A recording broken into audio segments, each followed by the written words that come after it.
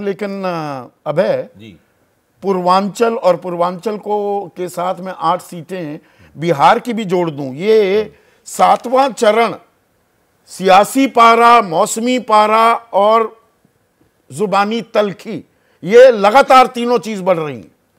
देखिए 1984 मैं 1982 में दिल्ली रहने के लिए आया, 1981 में, और 84 में मैंने पहला यहाँ बड़ा चुनाव देखा दिल्ली में, जिसमें कांग्रेस की बड़ी लहर चली थी और सारे देश में कांग्रेस जीत गई थी।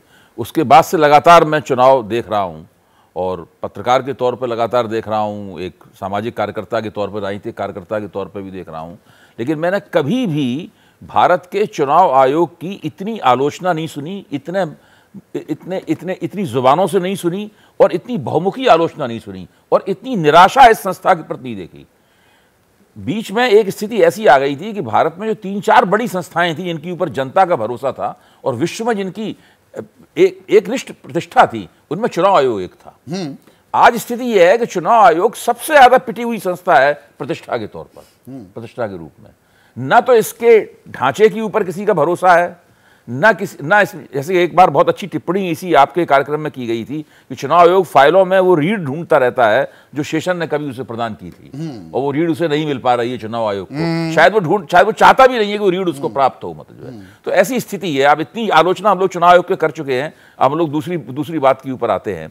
मेरा मानना यह है कि ये जो आप शीतल जी से बात कर रहे थे, ये इस चुनाव का एक बहुत बड़ा सवाल है कि दलित वोट इस बार किसको प्राप्त होगा। और ये हर जगह है। हरियाणा के चुनाव में भी हम लोगों ने इस बात पे चर्चा की थी, आपने बहस यहीं छोड़ी थी कि 21% दलित वोट आखिरकार किसको प्राप्त होगा। अब पंजाब में दलित बहुत बड़ी, पंजाब में दलित 35% करीब पंजाब में दलित है। पंजाब में जो उत्तर प्रदेश का दलित समाज है वो सबसे ज्यादा पॉलिटिसाइज्ड है, सबसे ज्यादा राजनीतिकृत है, क्योंकि बहुजन समाज पार्टी के बहुजन आंदोलन ने उसको ऐसा कर दिया है, और शुरू से अम्बेडकरवादी आंदोलन भी बहुजन समाज पार्टी का कमजोर होना 2022 के विधानसभा चुनाव में हमने देखा। 9% उनका वोट बैंक घटा, पर उसका ज्यादा पुट बीजेपी के साथ जाता दिखा। तो मैं इसीलिए सवाल पूछ रहा हूं, फिर तो बीजेपी की बल्ले बल्ले होनी चाहिए।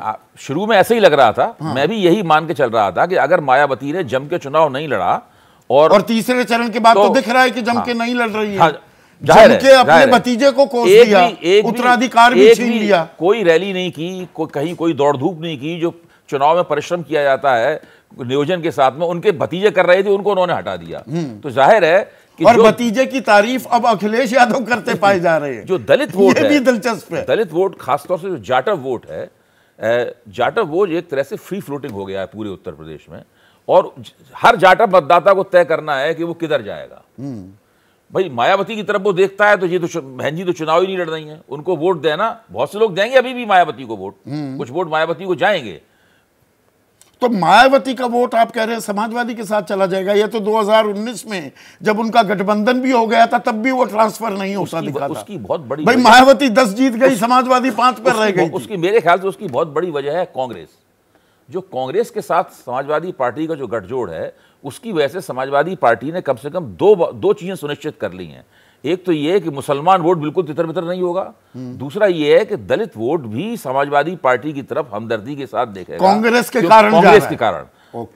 के कारण इसका बहुत बड़ा भारी फर्क पड़ा है। देखिए कांग्रेस उत्तर प्रदेश में छोटी शक्ति है, लेकिन पूरे देश में कांग्रेस छोटी शक्ति नहीं है। पूरे देश में बीजेपी के बाद वो सबसे बड़ी शक्ति है कांग्रेस।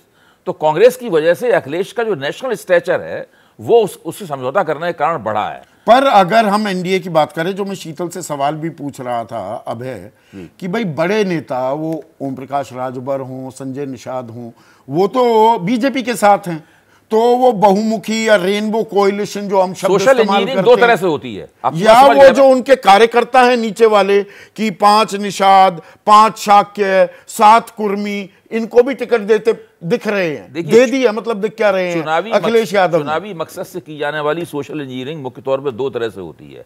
एक तो ये है कि उन बिरादरियों के जो नेता हैं उनको आप अपनी तरफ कर लीजिए, उनके साथ गठजोड़ कर लीजिए, उनकी पार्टियों के साथ गठजोड़ कर लीजिए।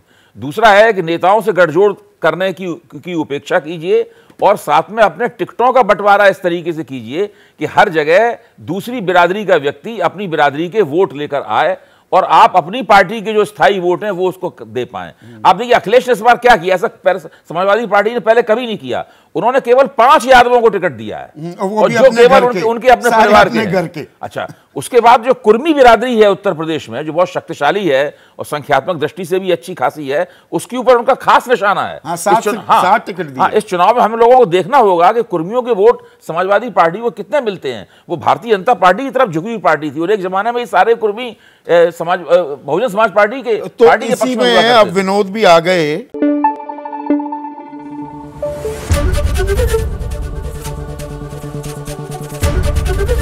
एबीपी न्यूज आपको रखे आगे।